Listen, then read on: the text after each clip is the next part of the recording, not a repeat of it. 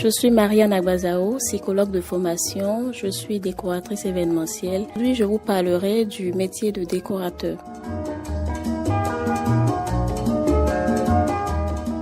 Le décorateur est celui-là qui s'occupe de l'agencement intérieur et de la décoration. C'est celui-là qui a l'art de sublimer un objet, une pièce, l'espace de quelques heures ou sur une longue durée pour faire passer un message.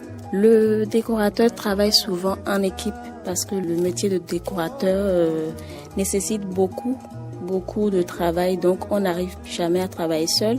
Mais en décoration, il y a trop de matériel. Par exemple, pour l'art des ballons, on a besoin de la pompe électronique qui nous sert à gonfler les ballons. On a également la pompe manuelle, c'est un peu plus fatigant, mais on en a souvent besoin parfois quand il n'y a pas le courant. On a aussi besoin des agrafeuses pour pouvoir agrafer le tissu au bois, des ciseaux. Il y a plusieurs sortes de ciseaux, des ciseaux en dents de scie. Quand on a envie de sublimer un peu plus un nœud en ruban, nous avons besoin des tissus, des piquets, des cadres pour décor. Oui, mais moi je suis là, petit à petit.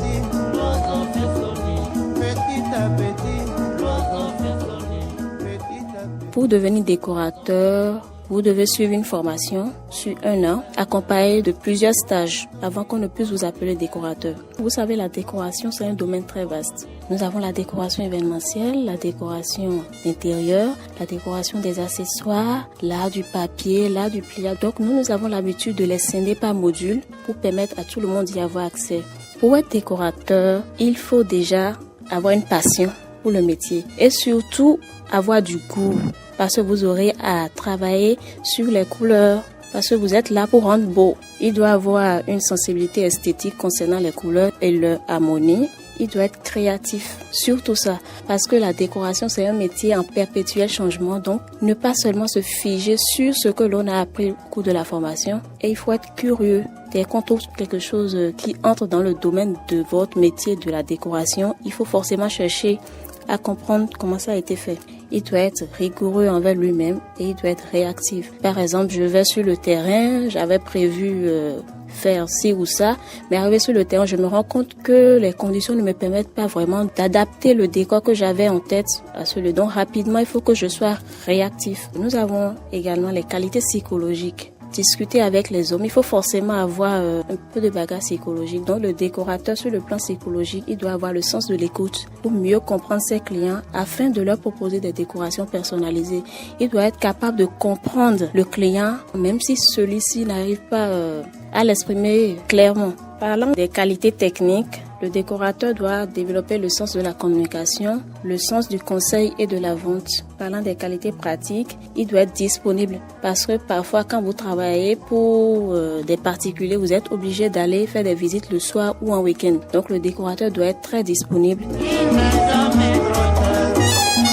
Pour apprendre ce métier, le niveau idéal, c'est d'avoir le bac. Parce qu'avec ce niveau-là, vous cernez plus facilement les contours du métier. Maintenant, si vous n'avez pas le bac, au moins le BPC ou savoir écrire et parler le français. Pour les avantages du métier de décorateur, il y a beaucoup d'avantages parce que déjà c'est un métier en perpétuel changement, des créations nouvelles régulières, donc il n'y a pas de routine. Vous avez la possibilité de créer librement votre décor, il n'y a pas de contraintes, on s'y plaît bien et on éprouve vraiment du plaisir chaque fois que le client vous dit qu'il est satisfait. Comme tout métier, il y a des difficultés, mais moi je dis quand tu as la passion pour quelque chose, on prend les difficultés comme des défis. La difficulté qui est souvent observée, c'est au départ. Au départ, il est un peu difficile de se faire une clientèle, surtout lorsqu'on prend en charge un projet de décoration où le client a déjà des idées arrêtées sur ce qu'il veut, alors que ça ne correspond pas forcément à ce qui se fait, vous voyez. Donc c'est maintenant à vous de le convaincre. Pas forcément de rejeter son idée,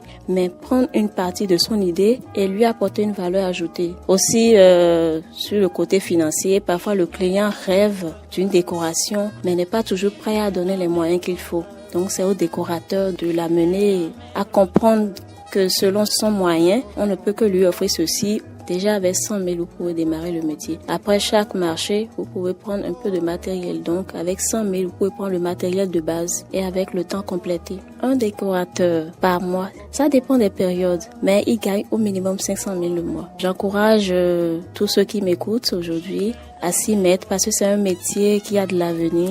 C'est un métier très passionnant.